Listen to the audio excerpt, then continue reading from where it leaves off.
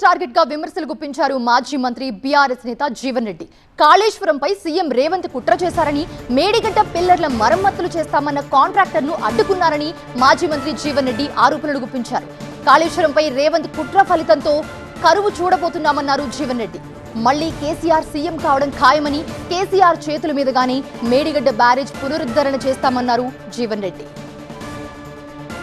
Contract liability కింద ఏదైతుందో ఆ 2 పియర్స్ నేను మరమ్మ చేస్తా అని చెప్పన్నాడు. ఆ 2 పియర్స్ ఎక్కడ మరమ్మ చేయగలిగినట్టయితే కేసీఆర్ గారి పేరు వస్తుంది. కేసీఆర్ గారిని ఏ విధంగా ఇలా దోషిగా నిలబెట్టాలి ఒక తాపత్రయం, ఒక కుట్ర తప్ప వేరేం లేదు చెప్పంటున్నా. నేను ఇవాళ చెప్తున్నా, నేను ఈ ఎల్నినో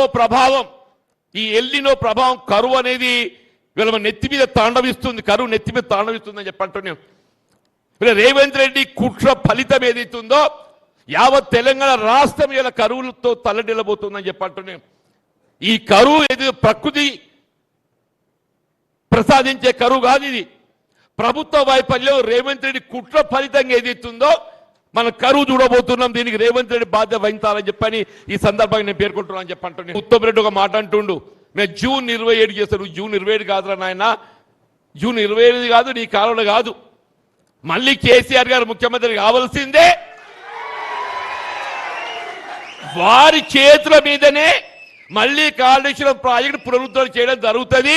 మన ప్రాంతం అంతా సస్యశ్యామలం అవుతుందని చెప్పంటున్నాను.